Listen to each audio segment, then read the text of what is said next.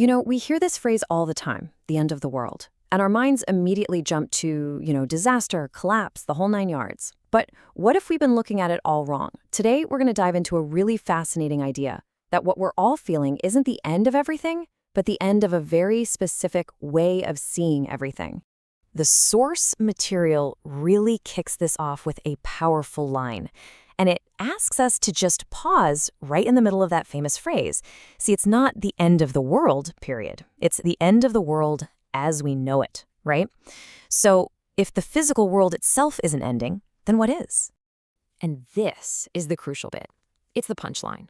What's actually coming apart isn't the planet, but a specific worldview, a whole set of stories and assumptions we've been using to make sense of reality.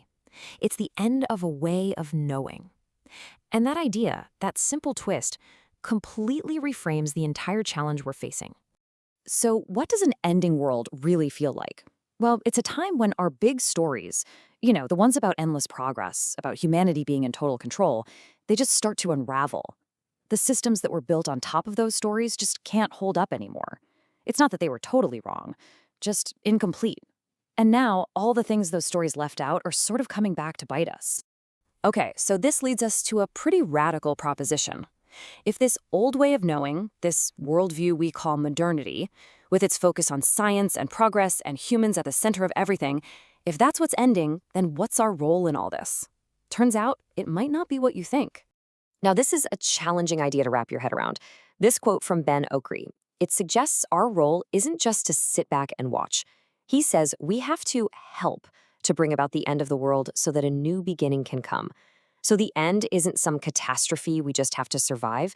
It's a process we actually need to participate in, like clearing the ground so that something totally new has space to grow. This really gets right to the heart of it.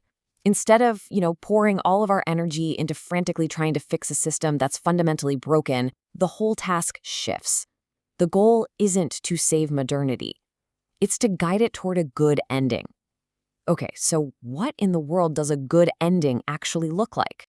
Right, so a good ending isn't about just burning it all down. It's about being both a responsible inheritor and a good ancestor. First, it means we have to preserve the genuine gifts that the modern world gave us, all the knowledge, the art, the compassion. And second, it means we have to be paying close enough attention to learn the really deep lessons, the ones that you can only see as a system starts to unwind. So, if we accept this new goal, what does our job become? What are we supposed to do? Well, the source material offers two really beautiful and powerful metaphors to guide us. We need to become the midwife and the ruin maker. Yeah, this slide really shows the difference, doesn't it? On one side, you've got that frantic, desperate energy of trying to prop up a crumbling tower no matter what. But on the other side, the new task is different. It's about letting that tower become a beautiful ruin, a foundation for something new to grow on. It's a totally fundamental shift in our whole approach. So our first role is to be a midwife. Just think about what a midwife actually does. She doesn't create the baby. She doesn't control the birth. She assists. She holds the space. Our job is to help whatever new thing is trying to be born, to help it emerge without trying to smother it or force it to look just like the world we already know. And then there's the second role, which sounds kind of weird, right? To be a conscious ruin maker. Now, just to be clear, this doesn't mean causing destruction. It means intentionally leaving behind good ruins, the useful clues, the tools, the foundations that the people who come after us can use. It's all about preparing the ground for a world we literally cannot imagine from where we're standing today. All right, so midwife, ruin maker, these are great metaphors, but what does it actually look like in practice?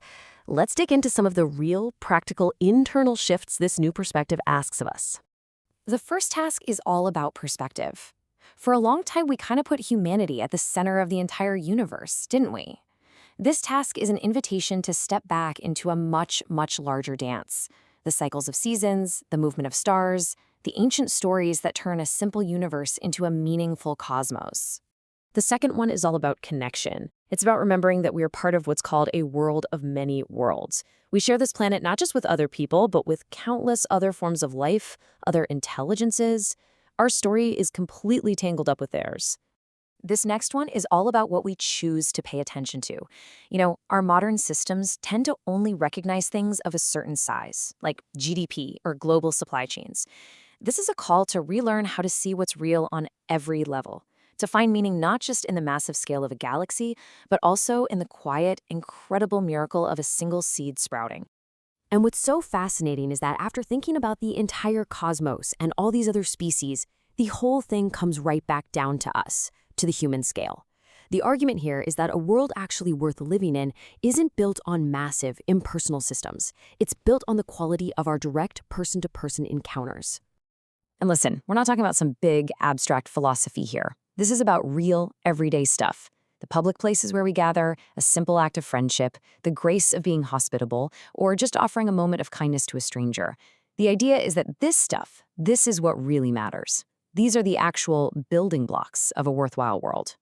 So, after all that, where does this leave us?